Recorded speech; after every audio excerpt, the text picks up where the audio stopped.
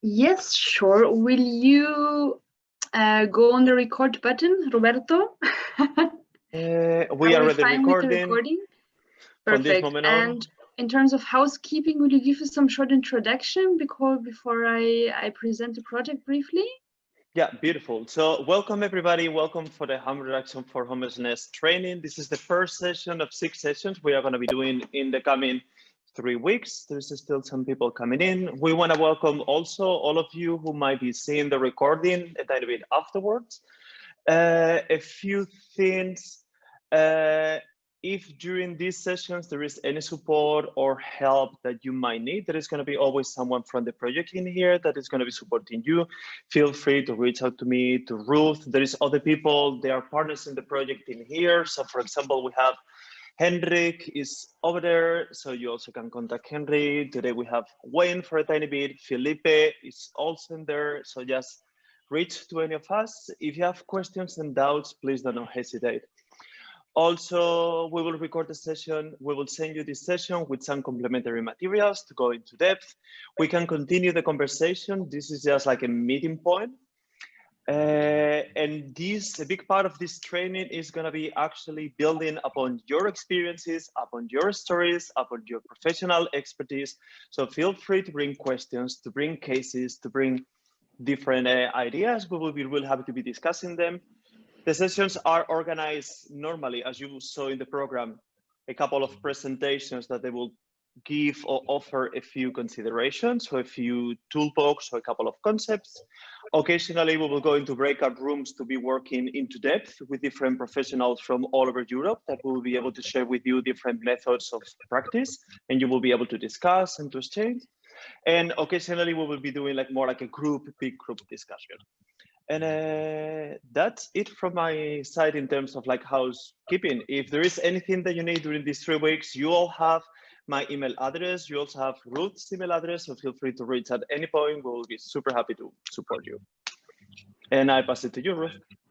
Thank you so much, Roberto. It's really helpful. Yeah, very, very warm welcome from my side. So I'm Ruth. I'm working with Fianza.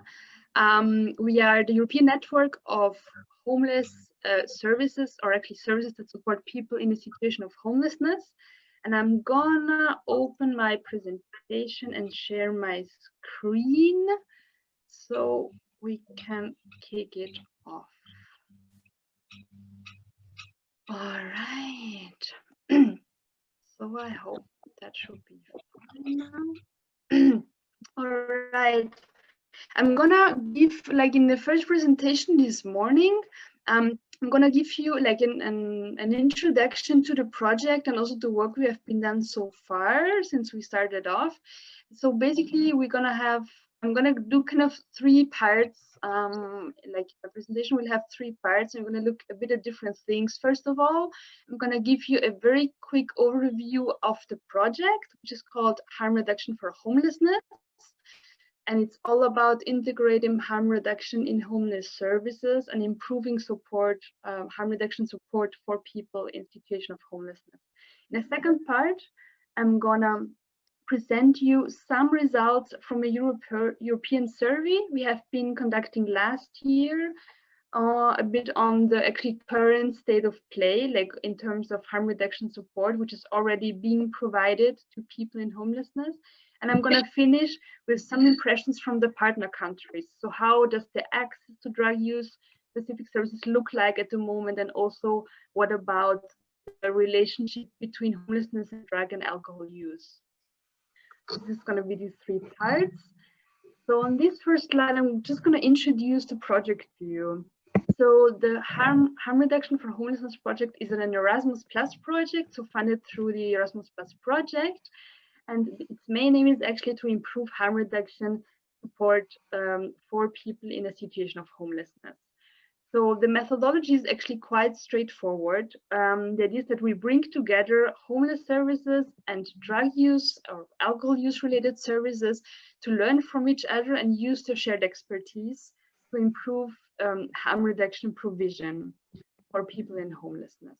So you see down here at the bottom of my slide, this is the partner organizations that are participating. We have Fianza, who is the coordinator based in Brussels. We have Correlation, or the European Harm Reduction Network based in the Netherlands. Has been lots of advocacy work, lots of expertise. It's a big expertise, expert organizations in terms of drug use and harm reduction provision. We have the Rights Reporter Foundation, the Drug Reporter website, which maybe some of you know, who is also like an advocacy organization who advocates for people who use drugs and also for people in homelessness, but mainly for people who use drugs. We have the Simon Communities of Ireland, and Wayne is gonna present later this morning. We have the Sundheads team from Copenhagen, so that's an outreach team that supports drug users and also runs drug consumption rooms. And we have from Portugal, Norte Vida, who is an expert organization when it comes to working with people who use drugs in the street, in situ of homelessness, mobile outreach, low threshold access. So that's us basically. Let's have a quick look at the objectives, right? So we get maybe a bit of a taste like what we actually want to achieve in more concrete terms. So mainly what we want to achieve is we want to have more positive outcomes for people in situation of homelessness who use drugs. And we want to get there by actually, like among staff who supports these people, we want to develop a better and thorough understanding of what actually is harm reduction and of the harm reduction approach.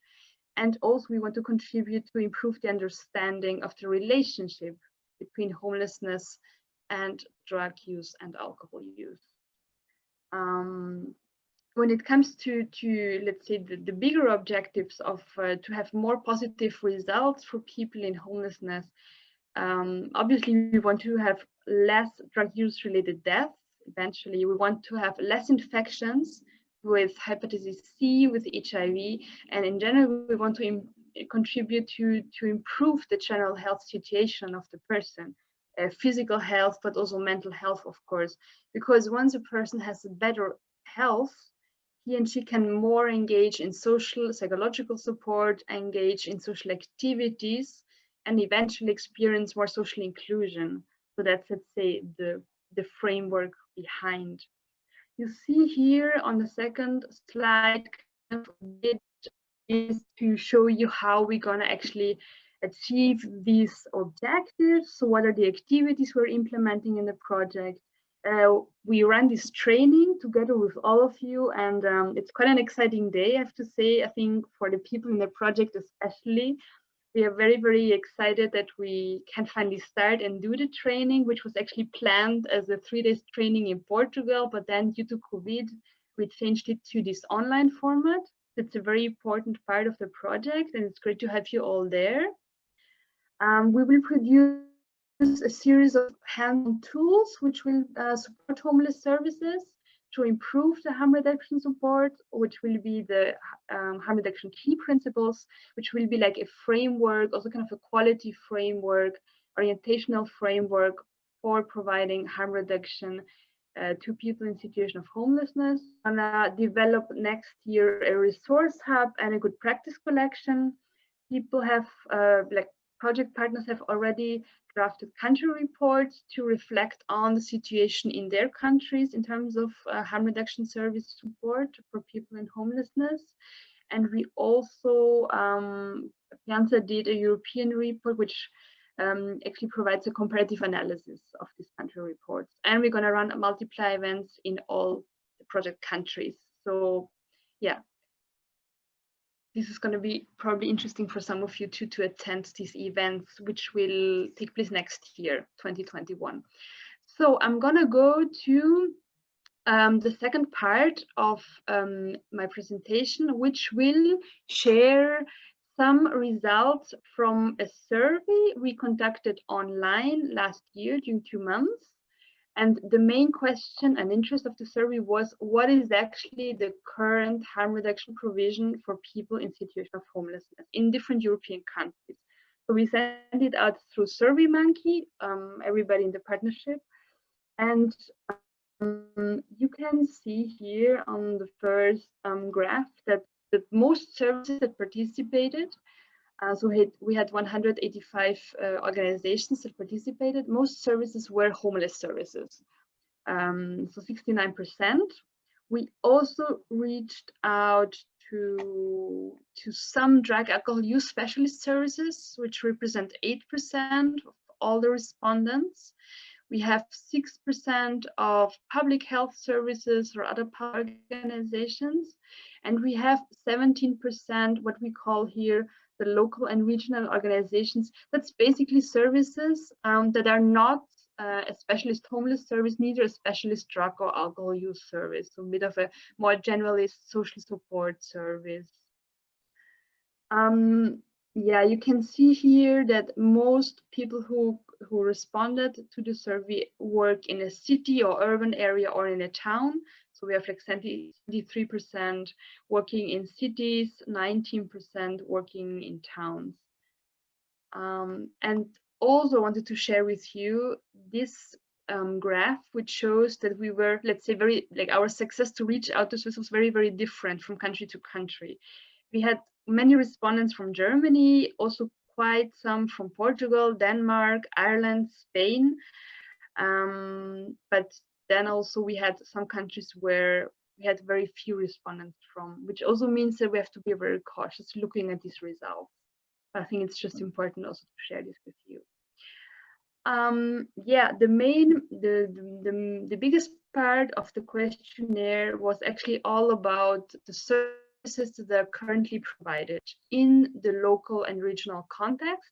This is going to be the next 2-3 slides on that. You can basically see here like a series of support services that are provided, and you can see here in the blue bars who is it that provides this service. So we have here in the dark blue, we have the homeless services. We have in the second darkest blue, we have the specialist drug, alcohol use related services. We have the other local regional services that are not a homeless service and neither a drug specialist service. And we also have the public health services. Let's just go through this and have a look. We see that when it comes to syringe provision, syringe exchange, the specialist drug services are very, very important. It's not very surprising. Still, we also see that homeless services are still providing this type of services quite frequently. I'd just like to share that this is not a number of respondents because this was a multiple choice question. So it's the number of times that people tick this box. Yeah, it's a number of answers. When we have a look at the opioid overdose prevention, we also see that still homelessness services do provide some support here, but it's also, again, the specialist drug services that are very, very important. We also see when it comes to hepatitis C testing, to HIV testing, that the public health services are very important to cover this kind of parts. And also when it comes to the testing of the infectious diseases, right? So we have here like the 78 times people said it's a public health service who does this in my region or in my local context. All right, I'm gonna dive a bit more deeper into this topic. It's the same logic. We have here different support services offered, and we see when it comes to alcohol use, specific medical support, to drug use, specific medical support, that again, it's the drug use and alcohol use specialist services here who are very important, who frequently provide this type of support, as well as the public health services here, the very light blue bars. The homeless services still provide some alcohol use medical support, some drug use related medical support, a bit of therapeutic communities. The more we move, let's say, into things like opiate substitution treatment or non-abstinence-based therapeutic communities, we see that the drug use, the drug specialist services are very, very important, right? And also the public health services. So really also in detox, we see 89 times health services were indicated as service providers, right? We also see that in mental health care, public health services are very important, but also drug use specialist services here. What we also did is that we actually asked the services, what is your organizational policy when it comes to drug use, like on your premises within your service, right? And what we can see here that actually 82% of the respondents told us that people can access the service under the influence of drugs. And I think that's kind of also a nice and interesting observation that let's say a low threshold access is also kind of being more and more implemented in different countries. We also see that it's very few services where actually people can use drugs in the same service. It's only like in 35%. I mean, only, which is still a third, but still 35% told us that people can actually use drugs in the service. And we also see here at the bottom that it's 11% of services that actually provide a specific space for drug use within their service. Oh, I'd like, to finish on that one, on this part, which is on the provision of the social and the reintegration support, which is very, very important, as we all know. So we ask the services, what about the psychosocial support you provide, social work, counseling, support towards social reintegration? And we see that here the homeless services, or the dark blue bar, are very, very active and provide this very, very frequently. Also to some extent drug use alcohol specialist services. This is really like also core work of homeless support services, right? A bit less for employment support and education and vocational training, which also like often takes place in other services. An outcome I also find quite interesting is, and quite positive, is that actually 51% of the homeless services that participated in the survey told us that they provide women-specific services. And I'm also working a lot on women in homelessness. So yeah, that's kind of a good outcome here.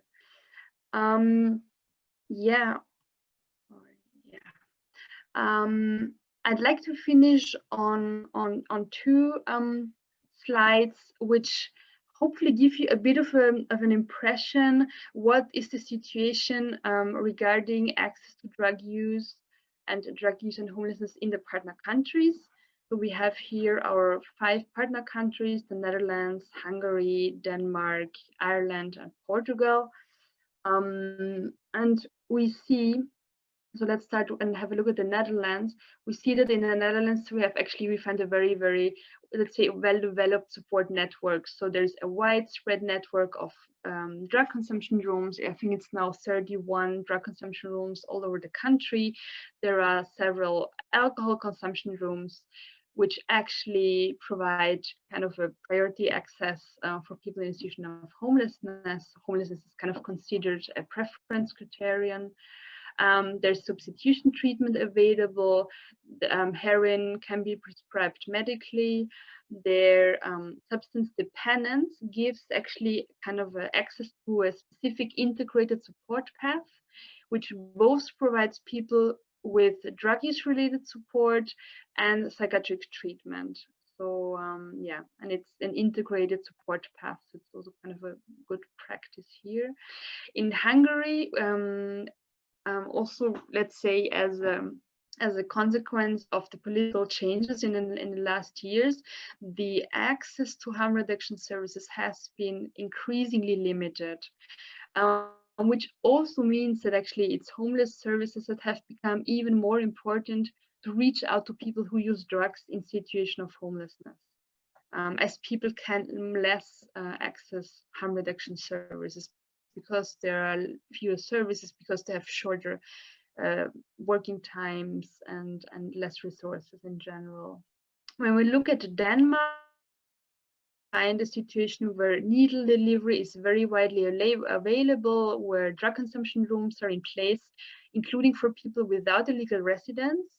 In generally in Denmark, access to any, let's say, long-term medical treatment is only accessible for people with a residence number. So let's say with residence permit.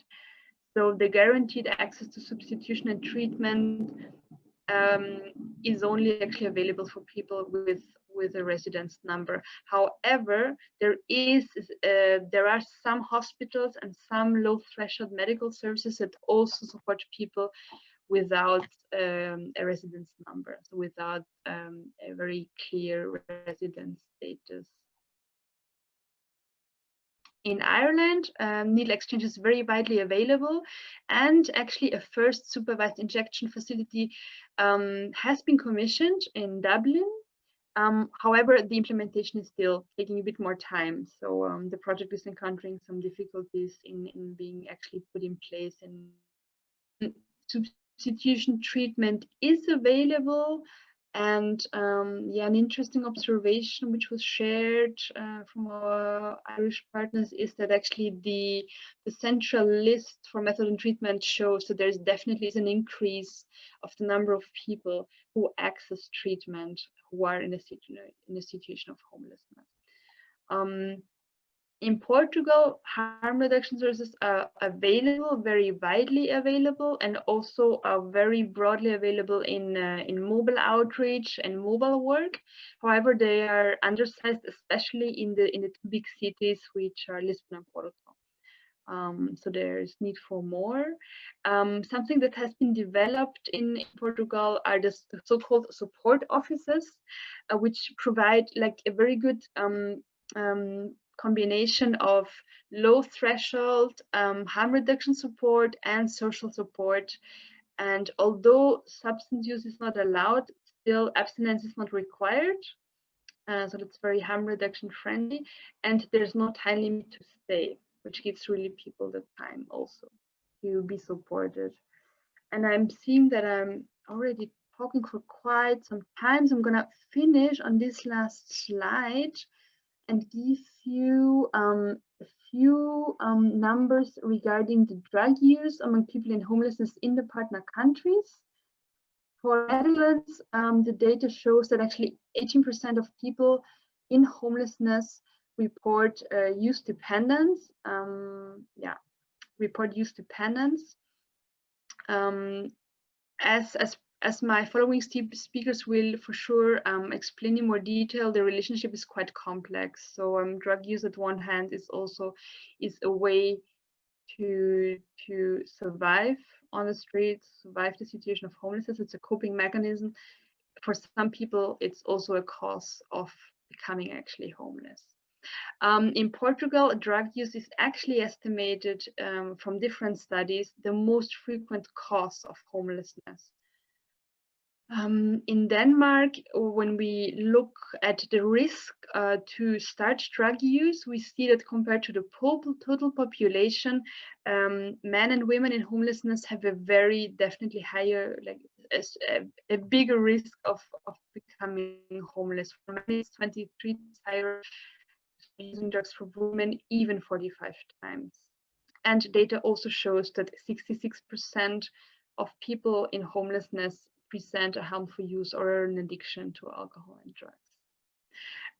In Ireland, the lifetime prevalence for any drug use increased very strongly, from 30% to almost 80%, but this is only for people in homelessness for the city of Dublin.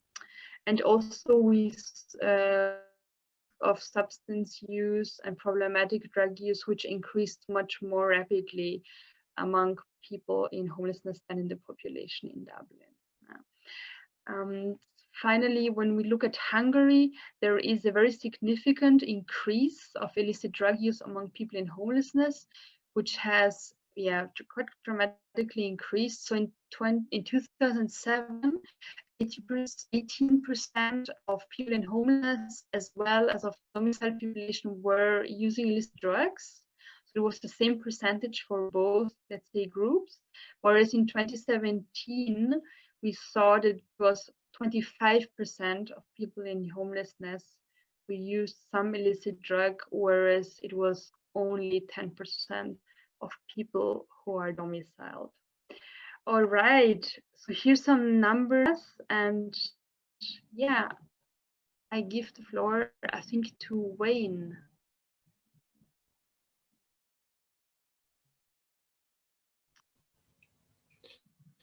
Okay, good morning, everyone. So when we were Roberto and I were having a conversation about the initial session, and Roberto's going to do, I think, not to preempt his presentation, but he's going to do quite a bit about setting the framework. I suppose to get people thinking about how different ways in which we view addiction. So what I'm going to do is talk a little bit about the frameworks in which homelessness are often set, and I suppose it's about thinking about homelessness and how do we think about it, and thinking about it in different ways, really, to set the framework for how we're going to talk about the best way to support people in harm reduction, because if we're going to focus in depth and understanding of homelessness as we can. Now, what I'm going to, I recognize a lot of the people here actually work in homeless services, so some of this is not going to be news to you, so bear with me. You can take some solace for the fact that probably the people who work a lot in harm reduction are going to have the same experience when Roberto speaks. So what I have done is just prepared some slides here. I'm just going to share my screen.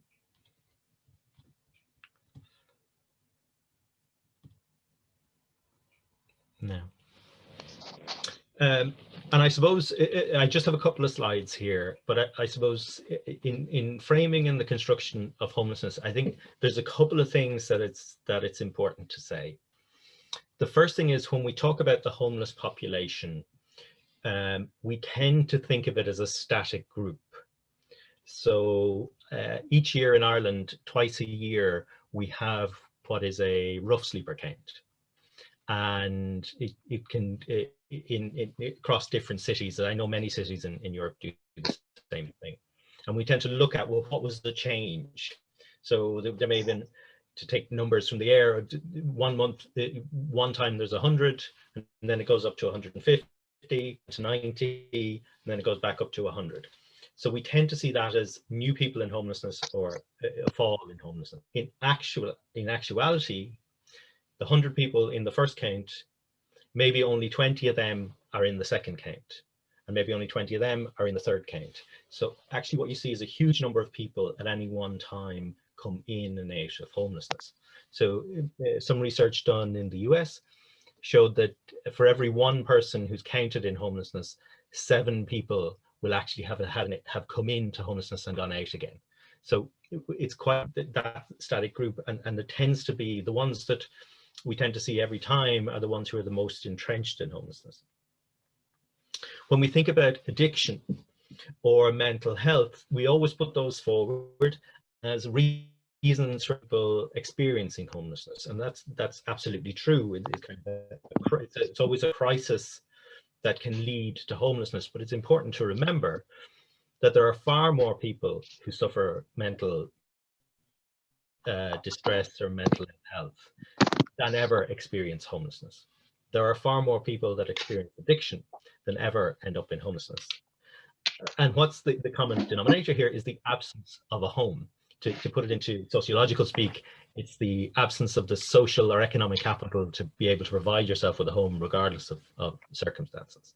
So I think if we take away 3 things just in our framework of thinking about how we provide the best services, it's important to remember that that's the dynamic, or they are some of the dynamics that are happening when we're talking about homelessness. They also, how we think about homelessness, I think one of the useful tools that has come out has actually come from Fianza, which is the ethos typology, how we define homelessness and how we expand our thinking around homelessness. So the conceptual categories: houseless, insecure, and inadequate housing. Most countries, so in Ireland, what we produce a monthly figure for the number of people experiencing homelessness, and it's produced by all the local authorities, centralized by our Department of Housing, and published at the end of the month. In that number, what we're actually counting is categories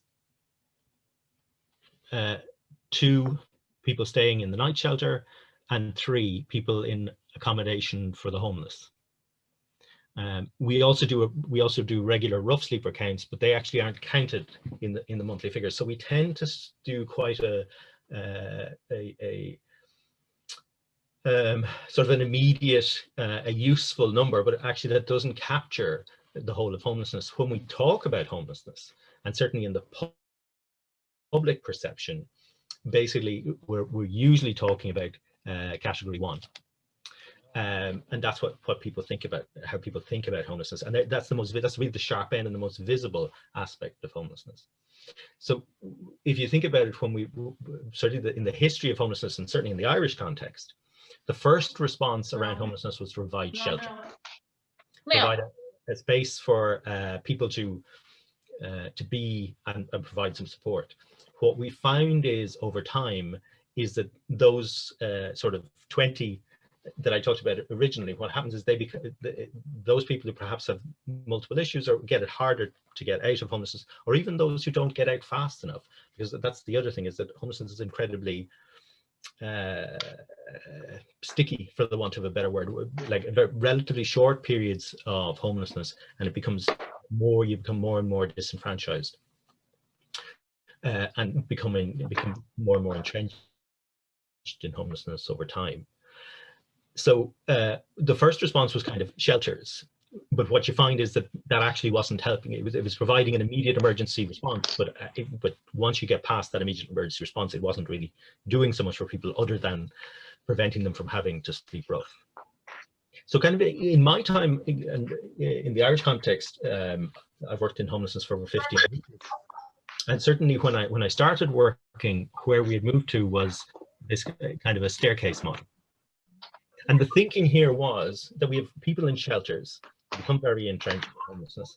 What we need to do is look at, okay, how can we provide support? And we need to provide proportionate support. So what we'll do is we'll move them to maybe a place where they can have a bit more autonomy, a bit more, we can maybe do training, teach cooking, how would they manage their own accommodation? A bit improve our shelters, make them 24 hours a day, give people communal areas, and get so they can engage with staff a bit better. From there, you move to the next stage, which is sort of traditional accommodation, transitional accommodation, and that's where people maybe get their own space, their own room, maybe shared cooking facilities. It's a limited tenure, so they're given 6 to 12 months. Usually around six months is the ideal, and then hopefully they move on from there again, and they move on to the hopefully independent living, maybe with a little bit of support, and then from there, then they're in their home and they've moved on from homelessness. Thinking it through, when it was originally presented, and certainly I would have worked in a service like that, and I would have done evaluations with clients of those services, and particularly people who had worked for really thought it was a good idea, and it made sort of absolute sense to them. What's interesting is when you step back from it and look at the framework. Sorry, could everybody mute when they're not? Thanks. When we were moving up, the issue with that is that how it was best described to me is there are actually, for each one of those services, there's a different set of skills that the person needs to survive in those contexts.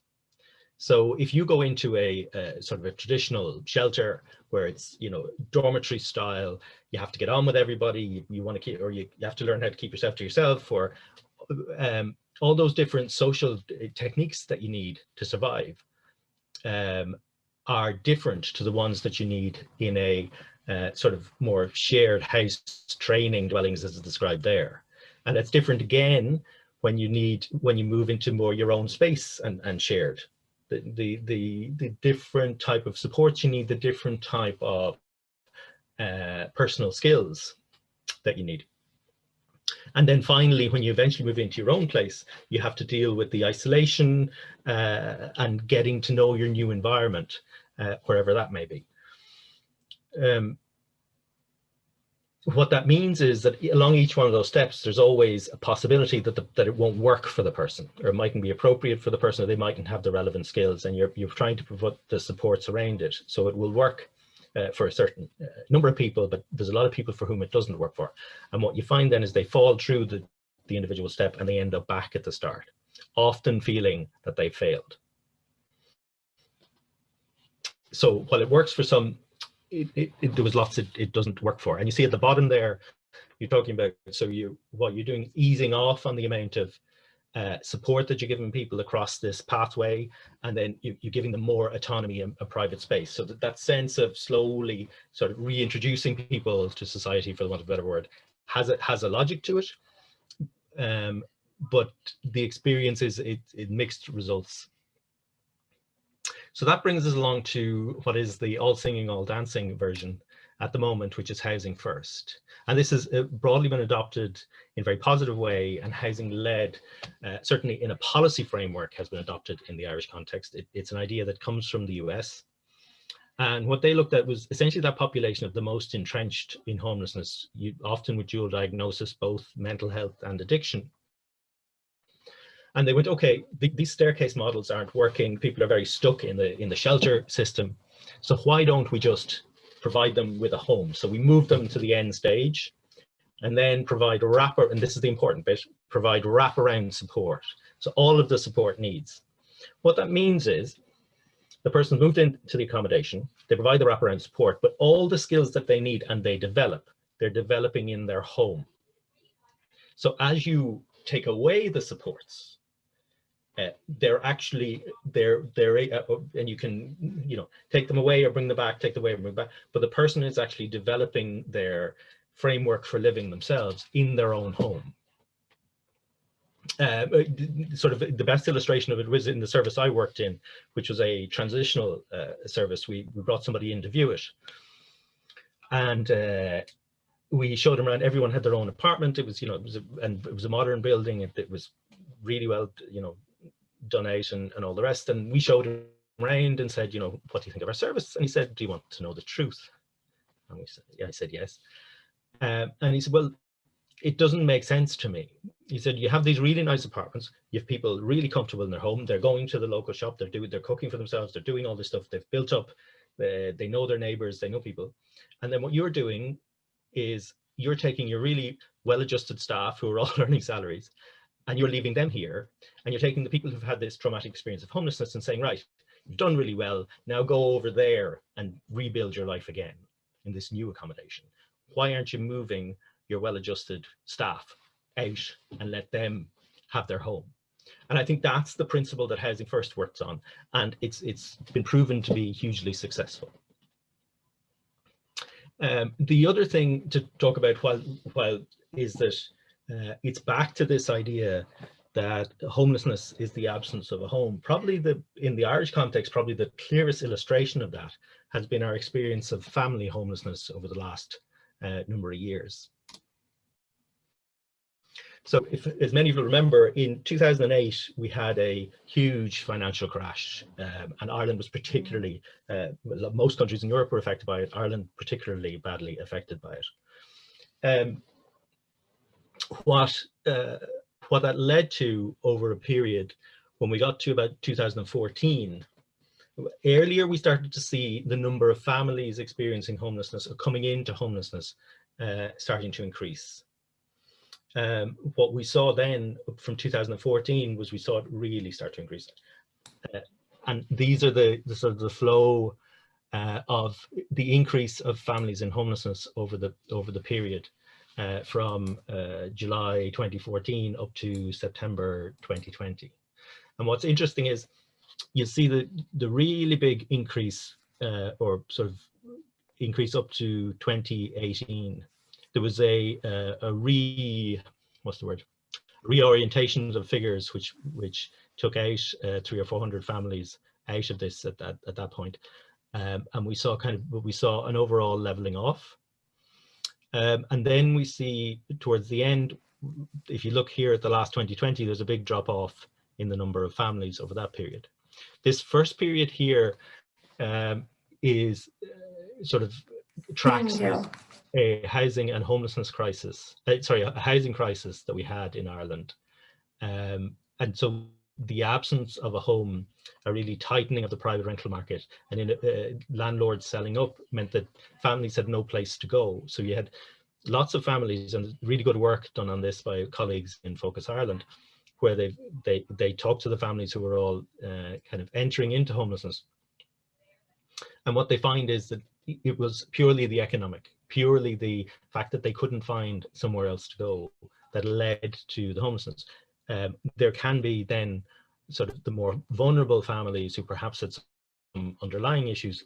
Those issues can then rise to the top and they require more support over time. But broadly speaking, the answer in this context was very much the absence of a home was causing the homelessness, and there was the answer to it was to provide a home with it, maybe with a little bit of support or medium support. Just to note at the last piece where we see the big drop off in 2020, that correlates to the experience with the COVID-19. And that was the time when the government brought in a moratorium on evictions, which meant there could be nobody could be evicted and nobody could be have a rent increase over that period. And for the initial period, what we were able to continue, even through the COVID crisis, the services were able to continue to support families to move out, but there was far less families coming into homelessness. And that's back to that sort of the continuous flow of homelessness. And what that meant was the overall number of families in homelessness has fallen quite dramatically over that early period. So that brings us back to the kind of the central point in terms of our framework of understanding homelessness, is that homeless is the absence of a home. So they're kind of the 3 points that I thought were most useful in framing the context as we think about how we provide the best services. Homelessness is a flow and needs to be understood in that. So rapid response or prevention are perhaps hugely useful tools.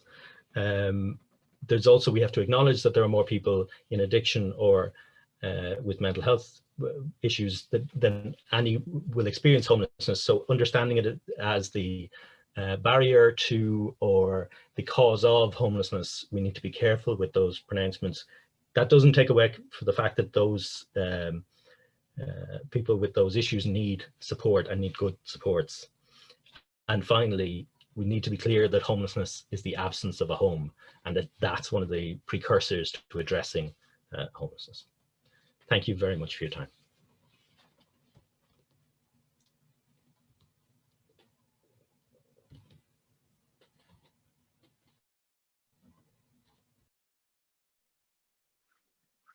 That was wonderful. Thank you so much, Wayne, for sharing with us all of these ideas and all of these thoughts and all of these different models. I think it's incredibly beautiful to see actually this shift, and how by creating this shift, there is a different understanding between what constitutes homelessness, also the kind of respondings and the way of like relating. I'm going to be building on some of the things that you have been presented, because as the same way that you were like putting forward, I don't think there is any particular sort of like essentialist way of understanding what a drug user is or what drug use is, particularly when it comes to categories of identities. However, what we can start doing, and that's going to be my proposal for all of you today, is to reflect on the frameworks through which we are using, through which we are looking at this phenomenon, and we are looking at these categories of population, how they're produced, how they reproduce, what are the effects that they are having, how people become characterized, and what kind of responses are justified based on these points of view. I'm going to share with you my screen. Also, I would like to let you know, some of you already know me. I tend to be really fast. It's a beautiful combination between having quite some ADD and coming from Spain. So if at a certain point I'm getting like extremely fiery and really quick, yes, give me a quick thumbs up. You can do it also with love. You can do like just a tiny sign or something that makes me feel I'm going really quick. I will thank it a lot. And I'm gonna share my screen with all of you. Beautiful. Yes. So one of the things I'm going to be looking with you and I'm going to be proposing as a first step in the training, later on in following sessions, we are going to be complexifying this much more, is into looking a tiny bit. And Ruth, would you mind to let people inside our comments inside, because I'm getting all of the messages and actually I cannot do the presentation and select the same people. There is something weird with a keyboard. Thanks a lot. So throughout human history, drugs has been completely used, whether it's like to manage pain, to convey disease, to alter perception, to alter behavior. And then whether this has been done with natural herbs or synthetic substances, drugs have been held in both the promise of a healing, but also like the risk of a poisoning. There is always like this kind of like binary imaginary that we are always having when we're speaking about drugs and substances. The legal status, prevalences rates, and social acceptance of particular drugs or particular substances may be different depending on the country and also across different periods in history. And this is one of the elements that I want to bring in forward, is this idea that what we call now so-called drugs or substances, and the idea of homelessness or the idea of actually a drug user is a notion that is highly contextual, that differs in geography and it differs on time, and it differs on the societies and cultures that has been producing this. Each person's perspective on drug is normally shaped by a few different variables. For example, how their parents, they were like taking or not taking drugs and their attitudes towards them. Also like how the people in the surroundings, friends, colleagues, citizens of the same place are taking drugs. What is their professional experience with illicit drug use? For example, in the case of professionals, the general attitudes in a society, what is the experience with drugs, what are the laws, the customs, the cultural affiliations, or the general political views and the views on the authority, and also like what are the views towards illegal drugs and drug users.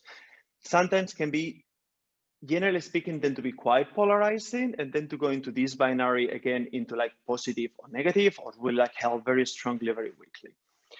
There is a beautiful study that it was like done in 2004, beautiful article published, and the screen will come, that it speaks about this idea of like the three grand theories behind drug use and behind drug users. And each of these brings a bit of light into universal, so-called universal explanations that seem to be like completely underneath, that they are kind of like justifying or explaining substance use.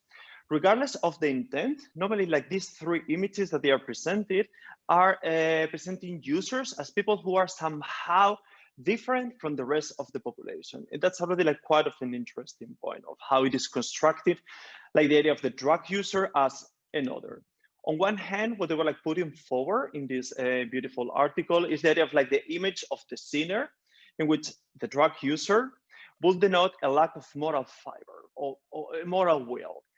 We have also like another big narrative is the person, like the sick person, which the person who uses drugs, it will be one who is powerless to intractable disease processes. And then we have like a third kind of like big narrative, which is like the one of like the social victim. Like the people who use drugs are made helpless by social injustice and by oppression. Such grand theories are rendering invisible quite a lot the agency of each person in negotiating for themselves the complexities of the life. And also they are like normally burying underneath quite a lot what are like the structural and what are the complex influences that they are shaping the capacity to do. And this is one of the points that also I will be bringing forward quite a lot in this training, but also together with many of the people that are going to be coming. We are going to be focusing also quite a lot in the social determinants of health outcomes. And this has to do with actually like how, depending on the social systems that we are constructing, may support or may not support actually better and well-being and nourishing and flourishing, but also like how specific systems might have a negative capacity towards a specific population. So this notion we will be unpacking quite a lot. I am focusing a tiny bit with this on this idea of like interpretative beliefs. interpretative beliefs are understood here as like the formulated opinions and the ideas that, in this case, I'm going to be focusing on professionals they're holding regarding drugs and their users. These views are often embedded with feelings and a more or less subtle conviction in certain ways of dealing with drugs. However, they are not necessarily fixed commitment to particular ideas. And that's also something that is important. Normally, like the frameworks what I'm going to be presenting right now are not fixed, and sometimes they are completely overlapping with each other, and they are like completely shifting depending on the context, on the circumstances, on the organizational structure of the places in which we are working. And that's something that I really would also like to invite you to carry with you in the coming days when you're working, is a bit to try to identify to what extent some of these narratives start to be in the places in which you're working and what is the purpose they serve. I think one of the reasons why I want to put forward this idea of looking at this has to do because a lot of the work that we are doing as professionals, but also in the terms of policy making, all of these ideas and our practices are formed by preconceived ideas on certain issues. I think there is someone that is having the microphone on. If you will be so kind to switch it off because we have a bit of a white noise coming in. Thanks a lot. That's super helpful. And then also, I'm bringing this forward because occasionally you will be seeing how people that they are like made to collaborate each other sometimes are holding completely different visions that sometimes are making also these corporations completely different. Particularly, I am referring when we are speaking about like providing support and services for people who use drugs. Occasionally, we have to be working with people that they are coming much more from a medical background, sometimes from the law enforcement, sometimes from policymakers, and then we will see how in many of these different positions, different views are interconnected. I'm going to pass to the next slide.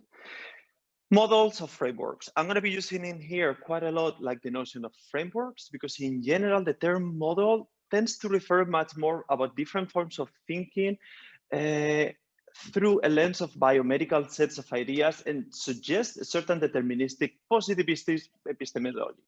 So for this reason, I'm going to move a tiny bit more into framework and the idea of like giving you the possibility of looking at this as orientation devices, as points of view, but nothing so encompassing or so structured and determinating that actually dictates the reality we're going to be looking at. Beautiful. So one of the models that I want to put forward, this idea of like the moral framework. What I'm going to be doing, I'm going to present like 4 or 5 different frameworks that you will see that actually they are very also extrapolatable to notions of homelessness as well. You will see also like the differences that come across and then also like the similarities. The moral framework, basically the main idea that is putting forward is like drug use is essentially bad. Drug users are morally weak, they are not reliable, and therefore drug treatment should involve a moral reformation. Drugs are the cause of evil in society, and drugs are what causes antisocial nuisance behavior. This moral model basically is like holding the root cause of all the problematic associated with drug use in an individual. And that's also like this view has been also applied to particular communities and even races of people. There is like a lot of studies on how, for example, dealing with indigenous communities and alcohol consumption, how basically it was a study and it was put forward that because they are like sort of like more prone to drink alcohol, then suddenly they were like something morally that was like completely wrong and they were like not really able to believe in other centralized societies. And the same we have with race and then we say with all the different connections.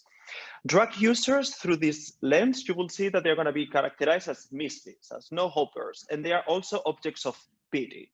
Also, like you will see that sometimes dealers are in a very normalized way described as a scam, as evils, as menace.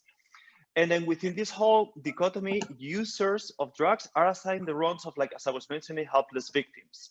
And then dealers actually have like this characterization of predators. We're in the same room, are we? Listen, one of the moment. Glenn, you have your microphone off. Would you mind switching it off, please?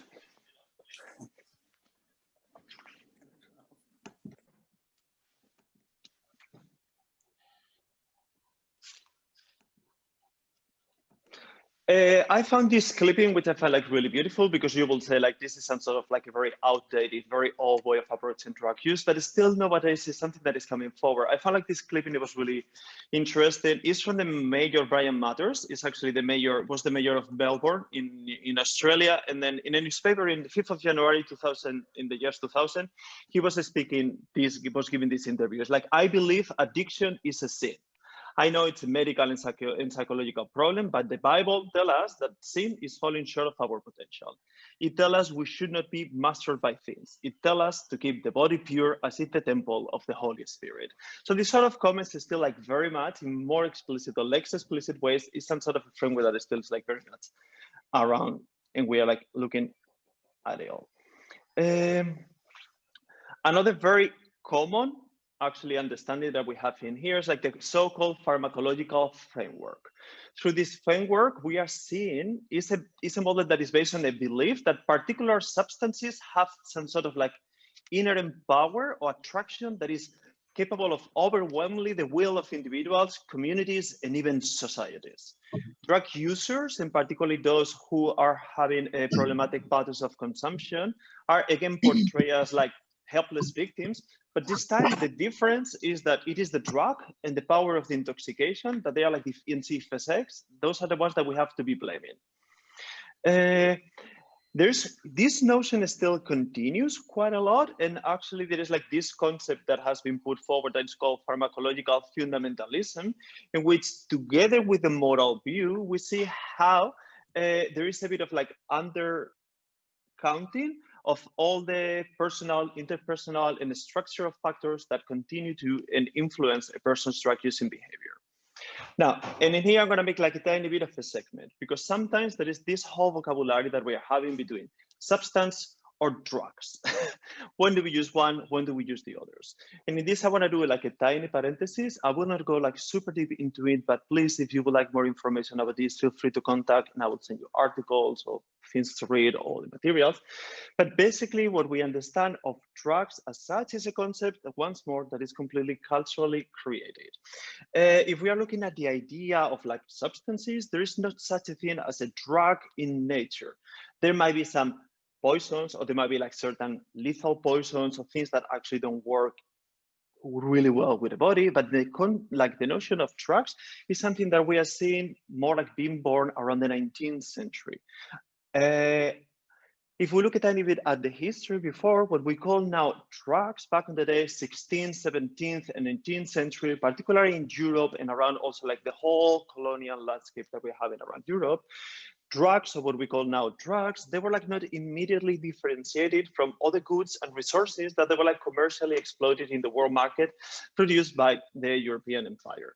It is afterwards, in the 19th century, when suddenly together with this idea of like the moral framework that we are seeing afterwards, that we see drugs and drug use overtake other popular signifiers for some sort of like denigrated humanity, and then start to be mixed with this community of like drug use, homelessness, homosexuality. Everything starts to have like this sort of like beautiful connection in which drug use starts to be completely tied up to the idea of like deprivation and moral failing in societies across the West.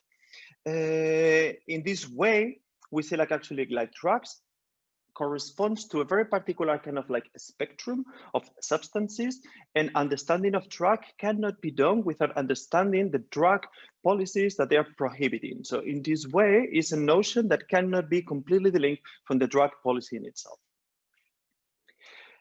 There is a medical framework that I want to put also forward. In this sort of like medical framework, we like the rhetoric underneath is like drug addiction or drug dependence is an incurable disease, or it's a disease. Drug dependence is a brain disease. In occasions, that's what is put forward. People who use drugs have no control over the substance, and complete abstinence is the form of treating drug use. The medical disease model is assuming that change is impossible unless one submits to some sort of like a treatment program that normally is kind of like geared towards the alleviation of the underlying disease. And the disease is also like drug use in this case is considered to be a discrete and a very well-defined entity and not seen as any other relatable thing with something else. However, there is a lot of debates within actually the medical view and framework around what is drug and drug use on these terms. This disease model is firmly embedded within established medical knowledge and positions drug users as pathologic and excessive consumers that they don't have the capacity sometimes to be really able to regulate fully the drug use. I'm gonna keep it go a bit shorter. One of the things that is actually interesting within this medical view is putting forward like this idea in some versions of an addictive personality that actually is justifying in a certain way, once more, the capacity of implementing certain measures by which people who use drugs need to go through certain treatments and abstinence as a way of being really able to deal with these typologies of personalities. However, there is also like certain advantages that we are seeing to this particular way of thinking, particularly with compared with other frameworks that they like very much generalized. For example, in a way, drug use becomes a health issue and not just a legal issue that has to be dealt with through law enforcement measures, allows people who use drugs to give certain tools to understand a bit better their behavior and the patterns of consumption. It's also like offering the possibility of having a treatment approach that works for some people, however, not for everybody, and remove some of the shame that is oftentimes felt by people that actually they are dealing with unhealthy patterns of consumption. However, still this model, what we are seeing occasionally in very general terms, can remove responsibility for people who use drugs, also create certain victimization into seeing people into patients that actually they are in need to be safe or to be cured rather than to receive care. And I will expand a tiny bit later on this. And then still this idea of like personalities and addictive personalities is not fully supported by a large amount of evidence as such. Another framework that we have is like a coercive framework in which drug use is a criminal use. Drug users have to be punished for the behavior. Drug users lead to non-drug crime that be punished, and drugs have to be banned from society. This is also like completely actually view and link with a lot of views on homelessness through a coercive framework in which there is a bit of an assumption or an understanding in which there is such a thing as an orderly society, and drug users or people who use drugs represent a threat to this idea of order and to this idea of security.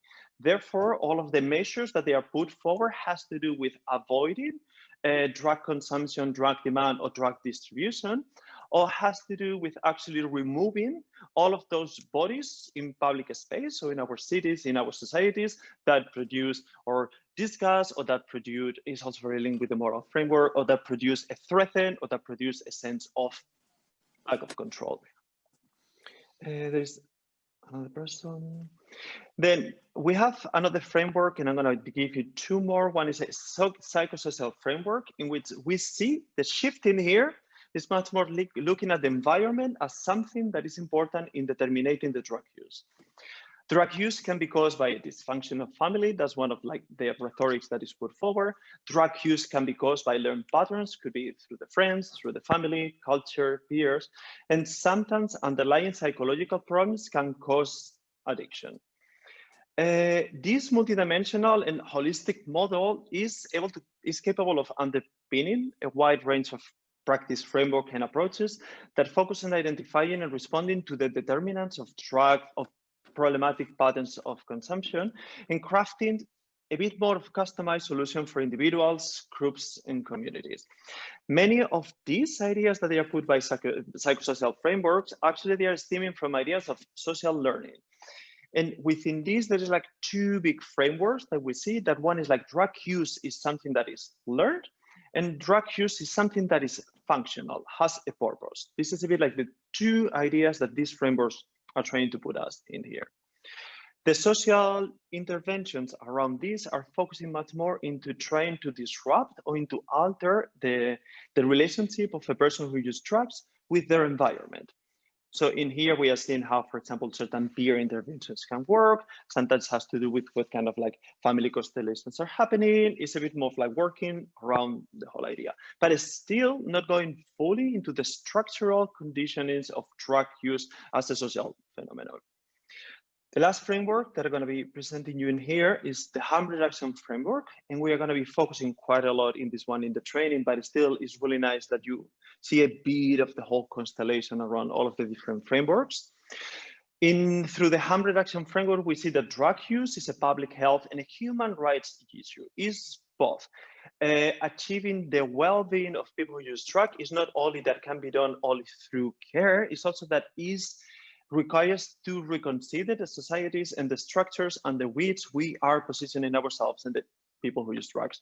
Reducing harm is also a pragmatic and an effective form to deal with drug use. And the idea here is pragmatism. Is based on evidence and is based not on moral views, but actually with what it is at hand, meeting the people exactly in the place in which they are, and then finding ways together in cooperation with the people to develop into the well-being of the people. People who use drugs are citizens like any other. There is not any distinction or any different. Also another of like the ideas that harm reduction or the views that is put in is like a society without drugs or drug use is an utopia, and as such it is not worth actually continuing putting so much efforts, because actually all of this criminalizes effort. What is having in return is actually effects against communities of people rather than support. And then weighting up rights is also part of being working in the drug field. Like we cannot disencourage like actually care from actually human rights and roles and positions within the societies in which we are living. From this, what can we looking at this idea? And this is also like a series of like questions that I would like to pose to you, to carry with you, and then to have in the back of your mind for the coming. When we are confronted with these different frameworks, in these different views around people who use drugs and drugs or homeless people, as we can see, all of them, they are like completely different. All of them, they are completely socially constructed. So one of the ideas that you always can be put into yourself, depending on the places in which you are, is like, what function does it serve, this view? Why this view? What does it do? And for whom and how? And specifically, when we are like operating from one of these frameworks or these ideas, what does it do for people who use drugs, or whether in an individual level or as a community? To what extent it is supporting, to what extent is orienting, to what extent is coordinating, or is just controlling? What is the impact that this view is having on our society as a whole? Or other kind of question that we can be asking ourselves is like, how well does it make sense out of the research data that we have? Is actually taking into consideration the evidence? Is just like trying to like completely interpret it in a biased way? How well does it conforms to the reader's personal observations? And most importantly, if everybody in the world held this view, what our world would be? While the first frames, for example, we have like the medical, the coercive, and the moral framework are linked much more into a repressive approach. For example, the psychosocial is trying to represent much more of a move from a repressive to a public health approach. The fifth one that we have in here, harm reduction, directly it is connected to a non-repressive public health approach. One of the repressive sides of the medical frame is usually associated with the medical field in health and relates to areas of cure. The coercive frame is attached to the action of police workers, of policy workers, and the moral frame is being used by different workers, sometimes also in the area. The psychosocial frame sometimes are connecting both the action for social and health workers, and depending on which other frame is attached to, it can assume repressive or public health nuances. The harm reduction frame, in turn, what is putting forward is connecting with an idea of care instead with an idea of cure and of human rights for people who use drugs. And it is associated both with social and health workers, and relatively recently, also with some modes of action of law enforcement. So I'm gonna leave it in here. If there is more questions over this, super happy to also like to answer. And then there is many more frameworks. If anybody's interested, we can continue this discussion on any other way. Feminist frameworks, queer frameworks, non-new materialism frameworks. We'll continue to be looking at all of this, but I stop in here if I can stop the view. Beautiful.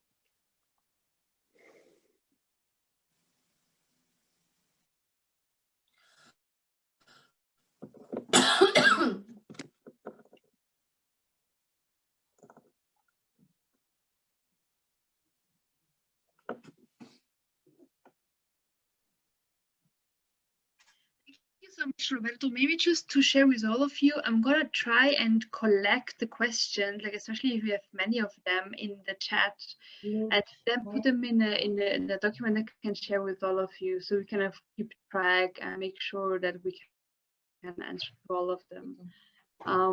Maybe also some of you for the beginning just have some questions on the presentations or on some like specific things that have been said, so we kind of maybe can provide like, you know, more detailed explanations, but also feel free to share whatever like comes from your experience regarding what has been presented so far. So yeah, just to say that.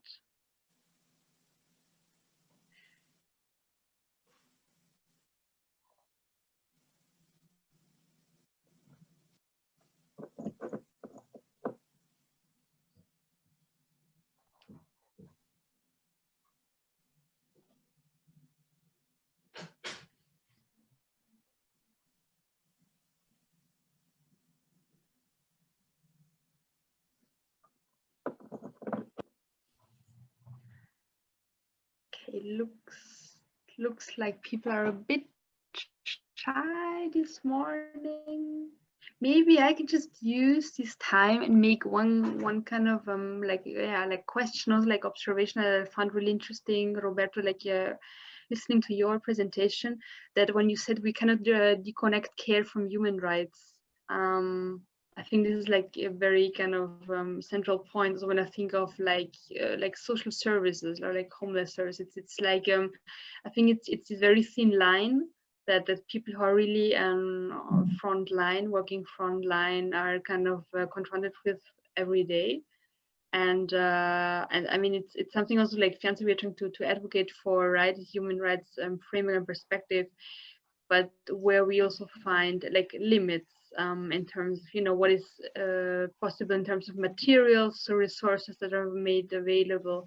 And we also see like in that actually in the local context, this can change very rapidly.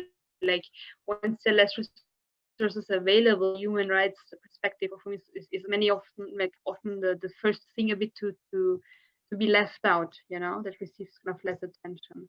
And I think it's the human rights. What is very important with the human rights perspective is the view of the individual kind of at the center of the intervention, and the individual as the one also determining how he or she wants to be supported and to kind of guide through the support process.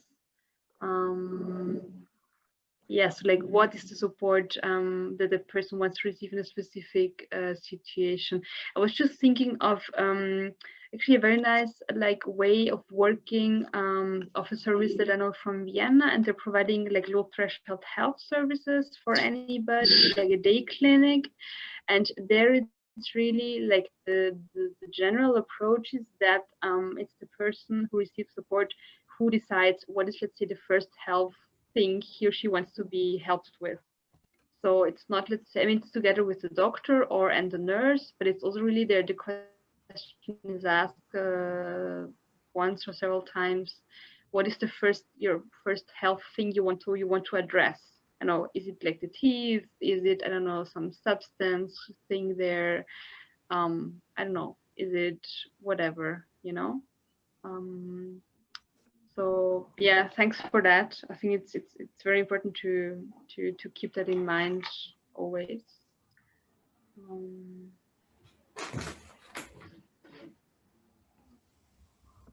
Yeah, the idea also has a bit also with the training. We will see of like how can we have like practical methods to support the needs of the people we are working with, whether they are like finding themselves experiencing homelessness or drug use, but also like how at the same time can be looking at the systems upon which they are made to rely that oftentimes are not meeting the needs that they are experiencing.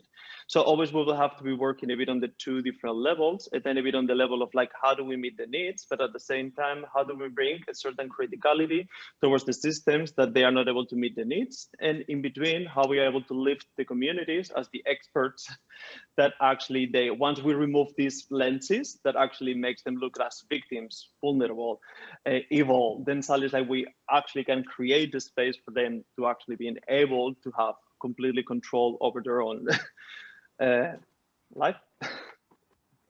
I was wondering if there is some experiences here in the floor of people that someone they feel that in their countries or in their places there is more of a view that is a bit more of like present than another one. If you have been experiencing difficulties having to deal with one of the frameworks more than with the other, if you feel more confident looking at things from one framework or the other, just more like experiences around this in your daily life.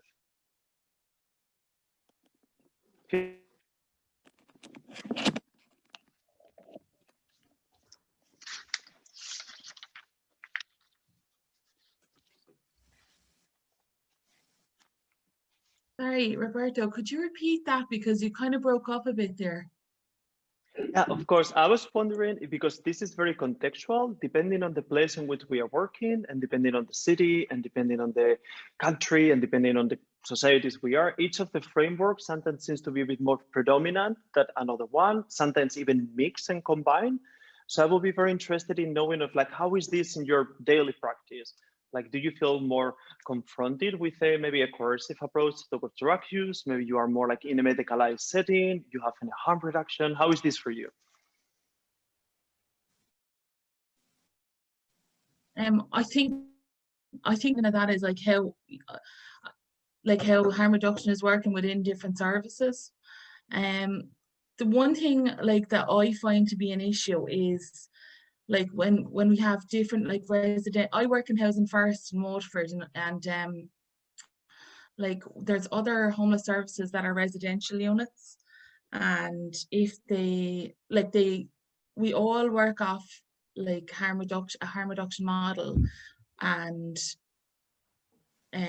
meeting clients where they're at, but yet if in the residential services, if service users are found to be using drugs on the premises, they'll get put on what's called therapeutic discharge.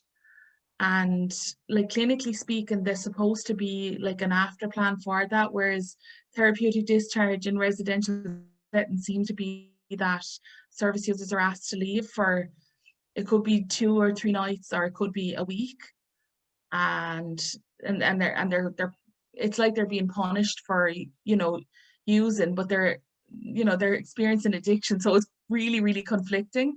And then other services are kind of trying to put in a wraparound service, but that it's already been actioned, and you know, we're trying to kind of pick up the pieces, I suppose, in a way, and that's really, really frustrating. I think I can.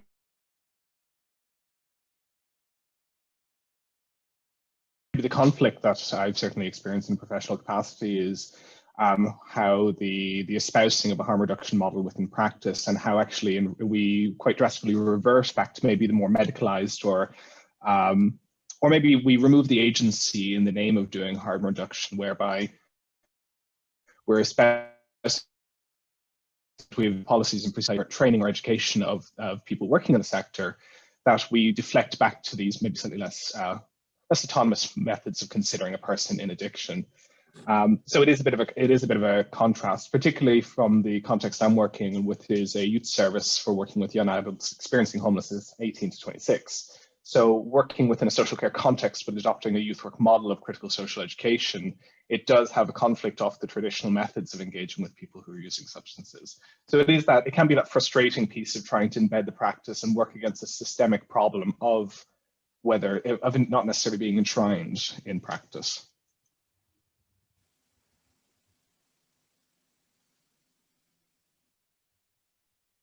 Yeah, thank you so much for sharing this. That's really interesting. And I was wondering actually what also a bit like following up on what Christine shared. Like, how is this, just out of curiosity, you know, what is the situation in your context on like collaborating with drug use specific services? Like, if you have these kind of situations where somebody's using, or he or she's not supposed to, like, I don't know, in the protocol, or is there any, you know, things you kind of foresee there in linking the person up or accompanying to drug users, or anyway, are the people mostly already in contact with some you know, drug use service, or yeah? Would be interested. Thanks.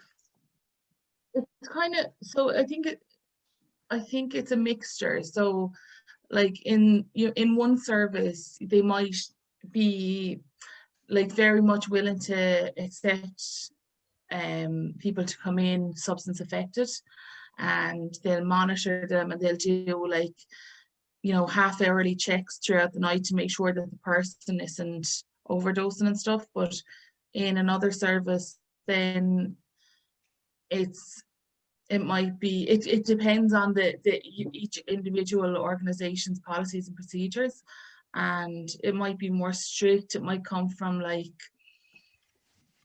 a real Catholic or like religious kind of background, and they just might have different kind of understanding of how to manage substance users.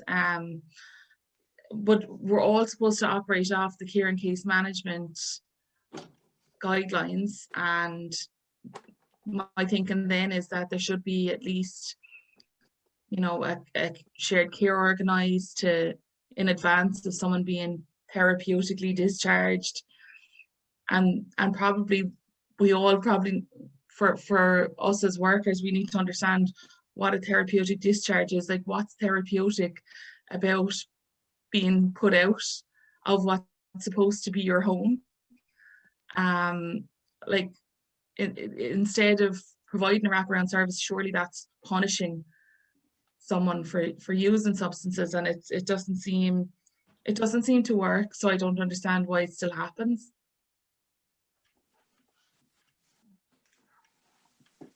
Yeah, what both of you are putting forward is a really beautiful examples of all of these things are like mixed together. For example, in Amsterdam, one of the complicated situations that we are entangling at the moment is this idea of like to what extent harm reduction services have become extensions of law enforcement services, and then to some degree are contributing to ordering and controlling bodies in public space and confine them and then have them inside rather than to be outside. And I think that's one of the things that actually out of this, we can already start to think, which are like, how are we interacting? Whether it is in your example that then we have like this coercive approach within a harm reduction setting in which punishment is actually the way in which actually we are operating, or whether it's like the other one that actually Fionn was putting forward. I think it will be great that in the coming days, we try to, while you're working, try to observe on which way some of these interaction between one and the other are happening, because they are all happening at the same time. And then you try to bring forward this question of like, what purpose does it serve? And I think this idea of like therapeutic discharge is really incredible. Like these terms, like, what do you mean therapeutic discharge? What is this exactly, for whom it is, and what is the purpose that it's serving? And they're like kind of like really basic questions, but in itself, they will unravel a series of realizations that later on we can be bringing in here, and together with the help of other experts, we can kind of like reassemble and put together.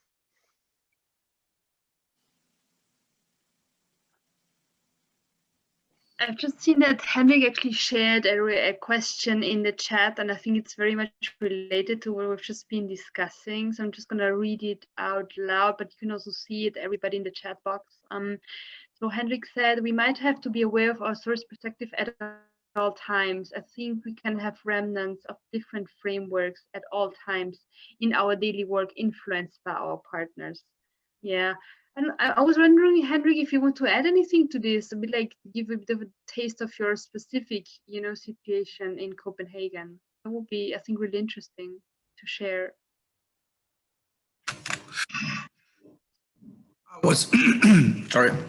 I was just thinking that I knew the frameworks, but it was very good to have them presented one by one, so you could see how I could see where my remnants are, because I started working with this in 1993, and we have had the moral, the legislative, and the disease perspective or framework on it over time, and we sometimes mix them all up when we interact with an individual, and sometimes the partners who are supposed to take care of that person when we try to get into housing or healthcare or whatever, they might have a different perspective, and we might have to comply with their ways of looking at things to actually get the person into that institution or healthcare provider or whatever.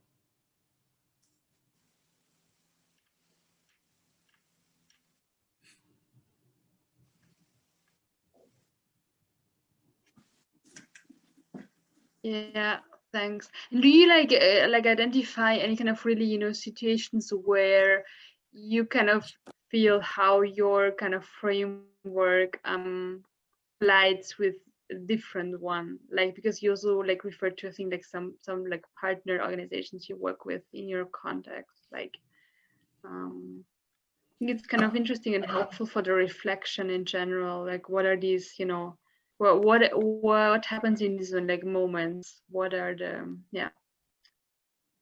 Right now, we are initiating work with our social employment, and I think we have different perspectives on what's useful and needed for a person to develop. And so we have actually, I think we have to align our views on that before we can really do some make our common work proceed in a good way. Because if we have different perspectives on what we're doing, it might be very confusing for the person who are in it. Mm-hmm. So we will try to make a community reinforcement approach in connection with health team and the social employment. But the first thing we have to do is to align our views so that people don't work against them. One model in one institution might actually make it very difficult to work in another institution. So we might have to align our views from the beginning. Or we do have to, I think. I think that's a really interesting point insofar as when we're working within a social context of working with vulnerable people and we're putting these support frameworks in place and trying to incentivize autonomy in them. And then by virtue of then referring on to another agency, there is that sort of, where is the threshold of respecting different models and how different services use the different models? And where's the threshold to actually saying we need to come to a bit more of a common consensus so as not to create some sort of model whiplash when a person moves from service to service. And I see a point being made in the chat box there of, clients should be referred to the most appropriate services in order to give the client most appropriate supports. And there is that threshold piece of, where do we consider the point of when does autonomy become not the appropriate intervention? When do we move a person into that maybe into the less empowering place in order to suit their needs? And that cost versus benefit of, it might solve the immediate problem, but where's the longevity issue to it?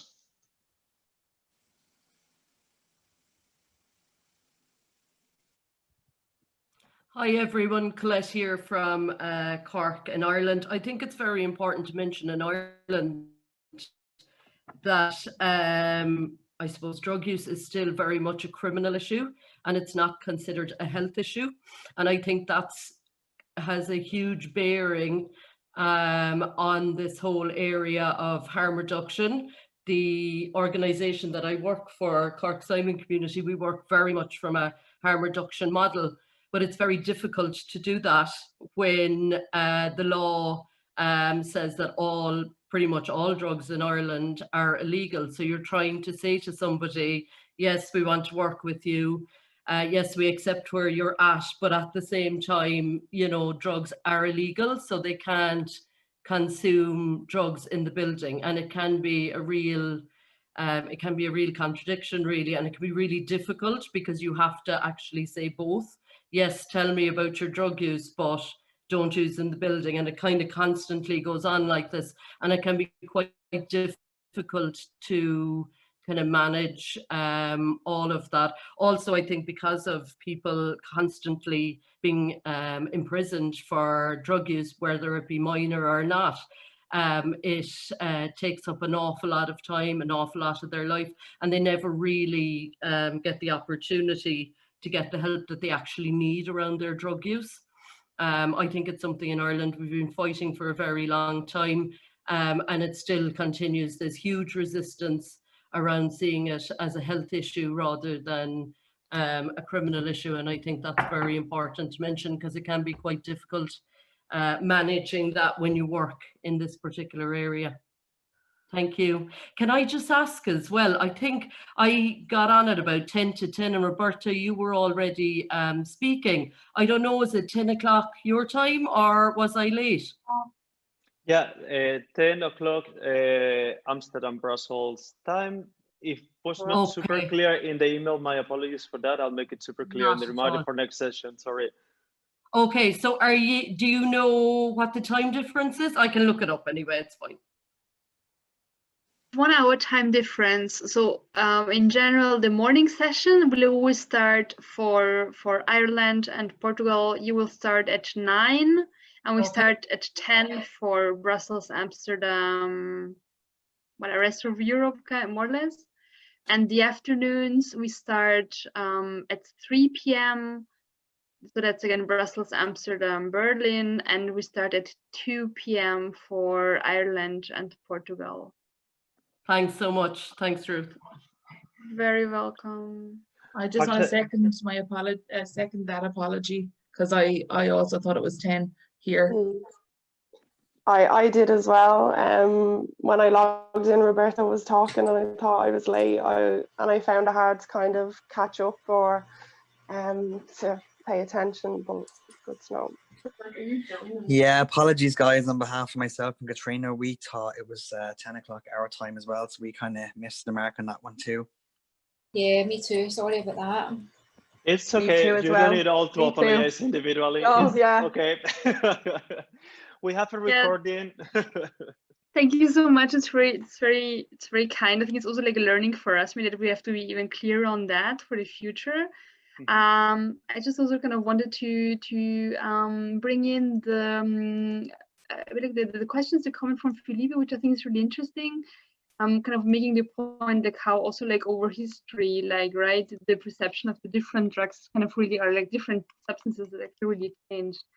I was wondering, it would be really interesting to hear from people how they, in their context, like perceive policymakers. I'm really also like local authorities and kind of how, you know, attitudes have changed. Maybe, I don't know, even 10 past years or 20 past years, or I don't know, depending of how long you have been working in the context, of course. But if maybe few people feel like sharing a bit on that. Hi everyone. Hi. About policymakers, but only also about the questions we all talked before. I was thinking that I'm from Portugal, from Lisbon. I work in Share, it's an NGO. We work with a harm reduction framework. Portugal has a decriminalization law since 2001, and I was thinking that definitely we don't have a coercive framework, but this law makes different frameworks, because in the same law we have like the high threshold services, we have the treatment teams, the therapeutic communities that have like the medical framework guidelines, and then we have all the other harm reduction services that are outreach teams, mobile methadone programs. We have, like in my institution, we have a Housing First project. We are implementing a managed alcohol program. So in Portugal, we have in the same law this mix of frameworks, and I think it's interesting to think about it. And the other thing I think it's interesting, because we have this mix of frameworks, and then some answers we don't know where to put them. Like we have a law since 2001, but only in 2019 we start drug consumption rooms and naloxone distribution. So because we have the same framework for the high threshold services and the low threshold services, then we have some harm reduction responses that are don't have a space to be implemented in an easy way.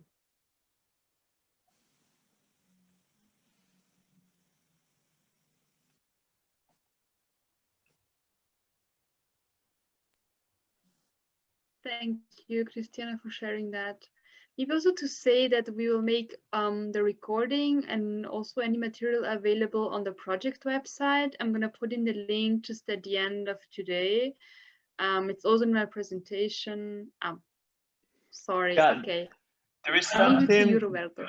Yeah, there is something that I want to check with the group, and that's a bit more of a collective decisions that I thought it would be nice that we do it. I'm going to be sharing later on the recording with everybody that is part of the training.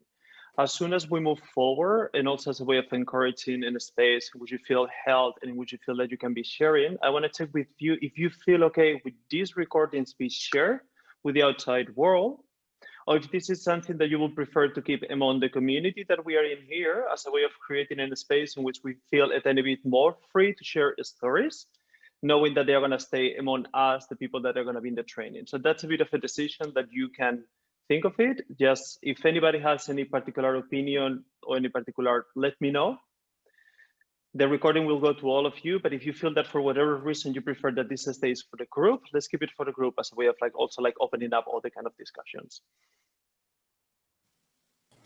I think it's quite interesting for us to share this very rich session with the others, the people who cannot be here. So for me, feel free to share.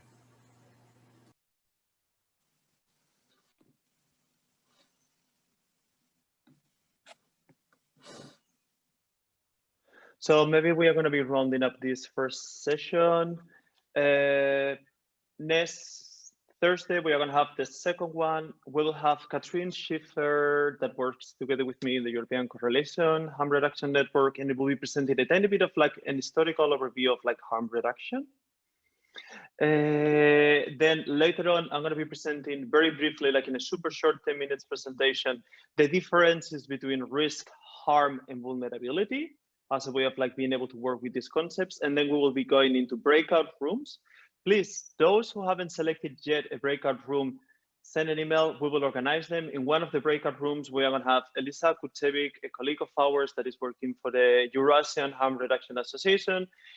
She's going to be presenting an incredible work on new psychoactive substances. For those of you that would like to know more about that, harm reduction strategies, how to work with these substances. We'll have Jorn Dekker from the Regenboog Group, and we'll be explaining about much more classic, so-called classic drugs, heroin and cocaine, what it affects, harm reduction strategies, different way of working with the substances.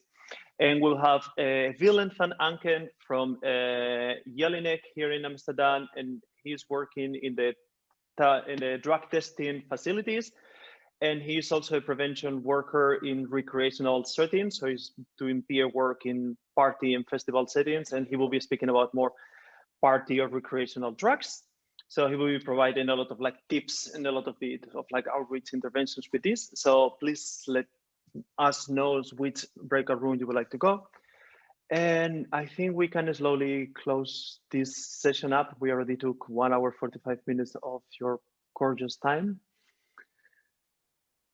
Anything you would like to add, Ruth? No, I think that's perfect. You provided all the information. Thank you so much for being here, for starting the trip after 6 sessions, and very much looking forward to Thursday and seeing you again. Thank you. And for anything, feel free to email. You have our email addresses, so we are reachable. Roberto, sorry, when did you say you'd put up today's recording? Yes, as soon as Zoom finishes and exports, okay. I will just spread it. Okay, I'm free for another hour for this training, so I'll watch it. Okay. Thank you. Thank you. My pleasure. Nice meeting you all. Thank you very much. Very much lovely meeting you. Have a good day and a good afternoon. Bye-bye. Bye-bye. See you.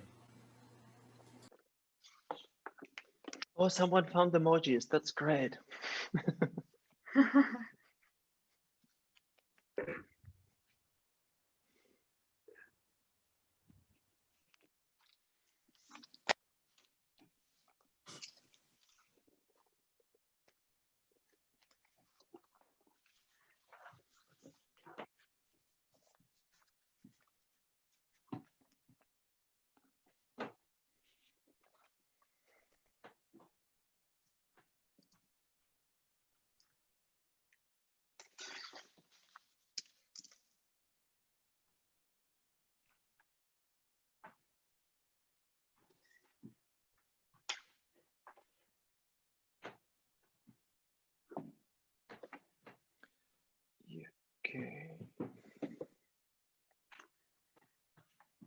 Yeah.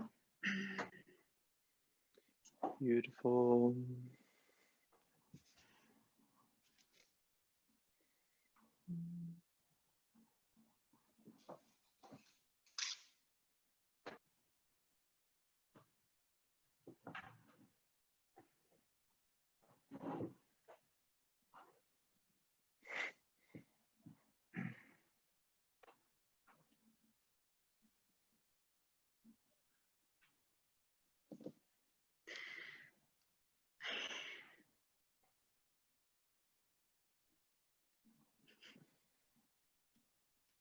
Okay, I just send them to the waiting room. Otherwise, we are going to be in here forever. It's really funny. It's like, okay, just